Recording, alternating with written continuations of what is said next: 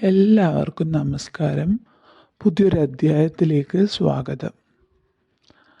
ഈ ജ്യോതിശാസ്ത്രം, കോടാംഗിശാസ്ത്രം എന്നൊക്കെ പറയും പോലെ സംഖ്യാശാസ്ത്രത്തെപ്പറ്റി നിങ്ങൾ കേട്ടിട്ടില്ലേ? ഈ സംഖ്യാശാസ്ത്രത്തിനും ശരിക്കും പറഞ്ഞാൽ നമ്മുടെ ജീവിതത്തിൽ വലിയൊരു പ്രാധാന്യമുണ്ട്. ഭൂഗോളത്തിൻ്റെ സ്പന്ദനം കണക്കിലാണെന്ന സിനിമാ സംഭാഷണം പോലെ സത്യത്തിൽ സംഖ്യകൾക്കും ജീവിതത്തിൽ വലിയ പ്രാധാന്യമാണുള്ളത്. കണക്കുകൂട്ടൽ പഴിച്ചു എന്നൊക്കെ പറയുന്നത് ശരിക്കും പറഞ്ഞാൽ ജീവിതത്തിൽ പ്ലാനിങ്ങിൽ അബദ്ധം പറ്റുമ്പോൾ പറയുന്നതല്ലേ. അപ്പോൾ ഞാൻ എന്താ പറയുന്നതെന്ന് വെച്ചാൽ സംഖ്യാശാസ്ത്രത്തിലെ ചില സംഖ്യയിൽ ജനിച്ചവരെ പറ്റിയാണ്, അവരുടെ വ്യക്തിത്വത്തെക്കുറിച്ചുമൊക്കെയാണ് ഇന്ന് ഞാൻ സംസാരിക്കുന്നത്. ഇന്ന് ഈ വീഡിയോയിൽ എല്ലാവരും അത് മുഴുവനായിട്ട് കേൾക്കുക. എന്നിട്ട് നിങ്ങളുടെ വിലയേറിയ അഭിപ്രായം കമൻ്റ് ചെയ്യണം. അപ്പോൾ സംഖ്യാശാസ്ത്രപ്രകാരം നമ്മുടെയൊക്കെ ജീവിതത്തിൽ അനുകൂലമായും പ്രതികൂലമായും പല കാര്യങ്ങളും നടക്കുന്നുണ്ട് എന്നാണ് പറയുന്നത്. അപ്പോൾ സംഖ്യാശാസ്ത്ര വിദഗ്ധർ അല്ലെങ്കിൽ അതിനെക്കുറിച്ച് വ്യക്തമായിട്ട് അറിവുള്ളവർ നമ്മൾ ജനിച്ച ദിവസത്തെ, അതായത് നമ്മുടെ ജനനത്തീയതിയെ അടിസ്ഥാനമാക്കി ആ ഒരു വ്യക്തിൻ്റെ വ്യക്തിത്വത്തെക്കുറിച്ച് കൃത്യമായി പ്രവചിക്കുന്നുണ്ട്. ജനനത്തീയതിനെ അടിസ്ഥാനമാക്കി ഒരു വ്യക്തിയുടെ ജീവിതത്തെക്കുറിച്ചും ജീവിതത്തിൽ പിന്നെ ഭാവിയിൽ സംഭവിക്കാൻ പോകുന്ന കാര്യങ്ങളെക്കുറിച്ചും ഒക്കെ മുൻകൂട്ടി അറിയാൻ ഈ പണ്ട് മുതൽക്ക് തന്നെ ന്യൂമറോളജി അല്ലെങ്കിൽ സംഖ്യാശാസ്ത്രം തിരഞ്ഞെടുക്കാറുണ്ട്. നിങ്ങൾ ചിലപ്പോൾ കേട്ടിട്ടില്ലേ, ചില പ്രശസ്തരായിട്ടുള്ള വ്യക്തികളൊക്കെ സംഖ്യാശാസ്ത്രപ്രകാരം പേര് മാറ്റി എന്നൊക്കെ പറഞ്ഞു കേട്ടിട്ടില്ലേ, വാർത്തകളിലൊക്കെ കേൾക്കാറില്ലേ. അപ്പം അങ്ങനെ മാറ്റുമ്പോൾ ജീവിതത്തിലും അവരുടെ പ്രവൃത്തി മേഖലയിലും ഒരുപാട് ഉന്നതികളും ഒരുപാട് മാറ്റങ്ങൾ ഉണ്ടാക്കാൻ, പോസിറ്റീവായിട്ടുള്ള ഒരുപാട് മാറ്റങ്ങൾ ഉണ്ടാക്കാൻ പറ്റുമെന്നാണ് വിശ്വാസം. അപ്പം അത്രയേറെ പ്രാധാന്യമുള്ളൊരു മേഖലയാണ് സംഖ്യാശാസ്ത്രം. നമുക്ക് കാര്യത്തിലേക്ക് കടക്കാം. ഞാൻ ഇനി പറയാൻ പോകുന്ന 3 സംഖ്യകളിൽ ജനിച്ചവർക്ക് ചില പ്രത്യേകതകളുണ്ട് എന്നാണ് സംഖ്യാശാസ്ത്രം പറയുന്നത്. അവർക്ക് ചുറ്റും നടക്കുന്ന കാര്യങ്ങളെക്കുറിച്ച് കൃത്യമായി മനസ്സിലാക്കാൻ ഈ ഒരു സംഖ്യയിൽ ജനിച്ചവർക്ക് സാധിക്കുന്നുണ്ട്. അതുമാത്രമല്ല, മറ്റുള്ളവരുടെ മനസ്സ് വായിക്കുന്നതിന് ഇവർക്ക് സാധിക്കും എന്നാണ് സംഖ്യാശാസ്ത്രം പറയുന്നത്. അപ്പോൾ അതുമാത്രമല്ല, മറ്റ് പല കാര്യങ്ങളെക്കുറിച്ചും നമുക്ക് ഈ സംഖ്യാശാസ്ത്രത്തിലൂടെ മനസ്സിലാക്കാൻ സാധിക്കും. അങ്ങനെ പ്രത്യേക കഴിവുകളുള്ള ആ 3 സംഖ്യകൾ ആരൊക്കെയാണെന്ന് നമുക്കിനി നോക്കാം. ആദ്യത്തെ സംഖ്യ എന്ന് പറയുന്നത് ജന്മസംഖ്യ 3 ആയിട്ടുള്ളവരാണ്. അപ്പോൾ ജന്മസംഖ്യ 3 ആയിട്ടുള്ളവർ, അങ്ങനെയുള്ളവരാണ് നിങ്ങളെങ്കിൽ ധനസമ്പാദനത്തിന് ഈ 3 എന്ന് പറയുന്ന സംഖ്യയിൽ ജനിച്ചവർക്കൊരു പ്രത്യേക കഴിവുണ്ട് എന്നാണ് പറയുന്നത്. സംഖ്യാശാസ്ത്രം അനുസരിച്ച് അവരെ പ്രതിനിധീകരിക്കുന്നത് കേതു ഗ്രഹമാണ്. അറിയാലോ, കേതു. അപ്പോൾ അങ്ങനെ പണത്തിന് പിറകെ ഓടുക മാത്രമല്ല ഇവർ ചെയ്യുക. ശരിക്കും പറഞ്ഞാൽ അങ്ങനെ ധനസമ്പാദനം എന്ന് മാത്രം വിചാരിച്ച് ജീവിക്കുന്നവരും അല്ല ഇവർ പലപ്പോഴും ജീവിതത്തിൽ ആത്മീയതയ്ക്ക് ഒരു പ്രാധാന്യം, നല്ലൊരു പ്രാധാന്യം കൽപ്പിക്കുന്നവരാണ്. ആത്മീയമായിട്ടും നല്ലൊരു ബന്ധം അല്ലെങ്കിൽ കൂടുതൽ താല്പര്യം പ്രകടിപ്പിച്ച് കാണാറുണ്ട്. പിന്നെ എന്താണെന്ന് വെച്ചാൽ ഇവർക്ക് മറ്റുള്ളവരുടെ മനസ്സ് മനസ്സിലാക്കാനുള്ള ഒരു പ്രത്യേക കഴിവുണ്ട് എന്നാണ് പറയുന്നത്.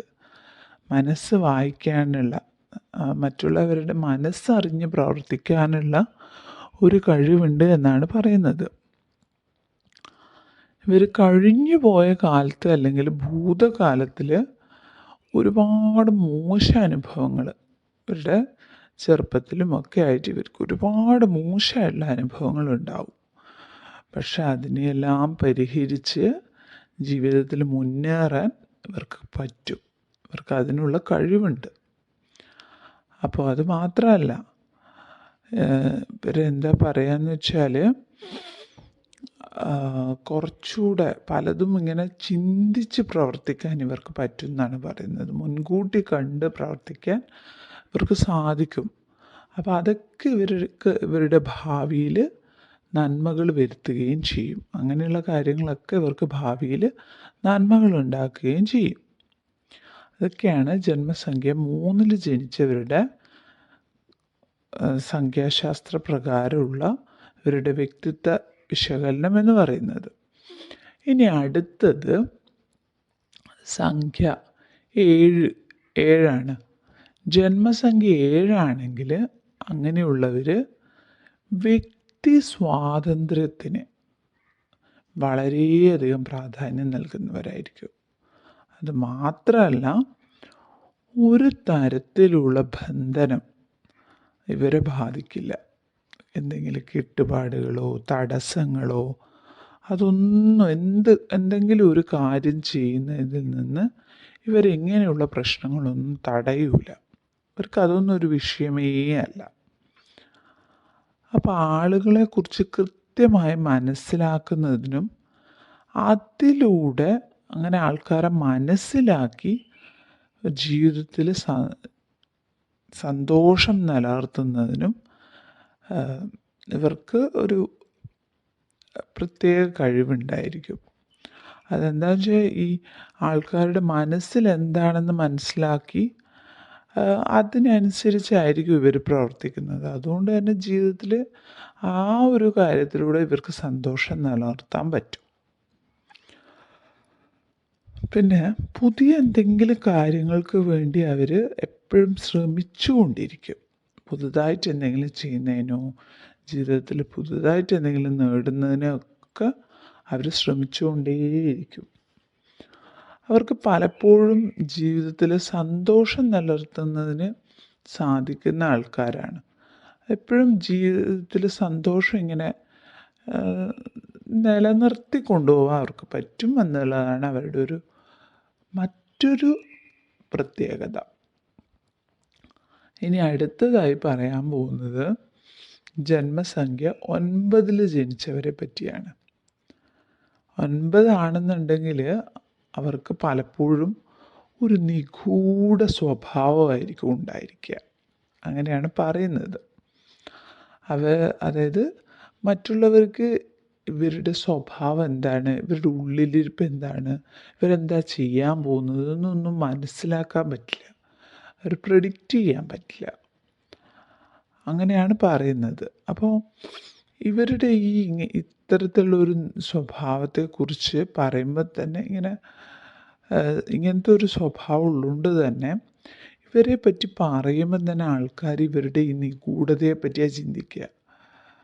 അവൻ എങ്ങനെയുള്ള ആളാണ്, ഇനി അവൻ എന്തൊക്കെയാണ് ചെയ്യാൻ പോകുന്നത്, എന്തൊക്കെയാണ് അവൻ്റെ ജീവിതമാർഗം, അങ്ങനെയൊക്കെ ഇങ്ങനെ ഒരു നിഗൂഢതയുണ്ടാവും. ആൾക്കാർ അവരെ പറ്റി ഓർക്കുമ്പം തന്നെ ഈ നിഗൂഢതയെ പറ്റിയാണ് ഓർക്കുന്നത്. അപ്പോൾ കാര്യങ്ങൾ ഇങ്ങനെയൊക്കെ ആണെങ്കിലും ഇവർക്ക് മറ്റുള്ളവരെ മനസ്സിലാക്കാൻ നല്ലതായിട്ട് പറ്റും. മറ്റുള്ളവരുടെ വികാരങ്ങൾ മനസ്സിലാക്കാനും മനസ്സ് വായിക്കാനും ഒക്കെ ഇവർക്ക് പറ്റും. അത് ഇവരുടെ ഒരു കഴിവാണ്. പിന്നെ അത് മാത്രമല്ല, ഇത്തരക്കാർ ഈ ജന്മസംഖ്യ 9 ജനിച്ചവർ അവർക്ക് എന്താ വെച്ചാൽ ഒരു വ്യക്തിയുടെ വാക്കുകളും ആംഗ്യങ്ങളും വരെ കൃത്യമായിട്ട് മനസ്സിലാക്കാൻ സാധിക്കുന്നുണ്ട് എന്നാണ് പറയാം. അപ്പോൾ മറ്റുള്ളവരെ സൂക്ഷ്മമായിട്ട് നിരീക്ഷിച്ച് അവരുടെ മനസ്സ് മനസ്സിലാക്കാൻ ഇവർക്ക് പറ്റും. അങ്ങനെയാണ് പറയുന്നത്. അപ്പോൾ ഇത്രയും കാര്യങ്ങളാണ് ഈ 3 സംഖ്യയിൽ ജനിച്ചവരെ പറ്റി സംഖ്യാശാസ്ത്രത്തിൽ പറയുന്നത്. വളരെ ചുരുക്കിയിട്ടുള്ള കാര്യങ്ങളാണിത്. ഇനി ഇവരുടെ മറ്റുള്ള ജന്മ വർഷവും ഒക്കെ വെച്ച് ഓരോ വ്യക്തിയുടേതിലും ചില മാറ്റങ്ങളും ഒക്കെ ഉണ്ടാകും. പക്ഷെ എന്നാലും അടിസ്ഥാനപരമായിട്ടുള്ള ഒരു സ്വഭാവ സവിശേഷതകളൊക്കെയാണ് ഈ പറഞ്ഞത്. ഇനി നിങ്ങളുടെ ഊഴമാണ്. അപ്പോൾ ഇനി നിങ്ങൾ അഭിപ്രായം കമൻ്റായി രേഖപ്പെടുത്തുക. സംഖ്യാശാസ്ത്രത്തിലെ വ്യക്തിത്വ വിശകലനം എത്രത്തോളം ശരിയാണെന്ന് അതാത് സംഖ്യയിൽ ജനിച്ചവരല്ലേ അഭിപ്രായം പറയേണ്ടത്. അവർ ഈ വീഡിയോ മുഴുവനായി കേട്ടിട്ട് ഈ 3 സംഖ്യയിൽ ജനിച്ചവരാണ് നിങ്ങളെങ്കിൽ, ഇതിലേതെങ്കിലും സംഖ്യയിൽ ജനിച്ചവരാണ് നിങ്ങളെന്നെങ്കിൽ നിങ്ങൾ നിങ്ങളുടെ അഭിപ്രായം കമൻ്റ് ചെയ്യുക. അപ്പോൾ എല്ലാവർക്കും നല്ലത് മാത്രം വരട്ടെ എന്ന് പ്രാർത്ഥിക്കുന്നു. നന്ദി.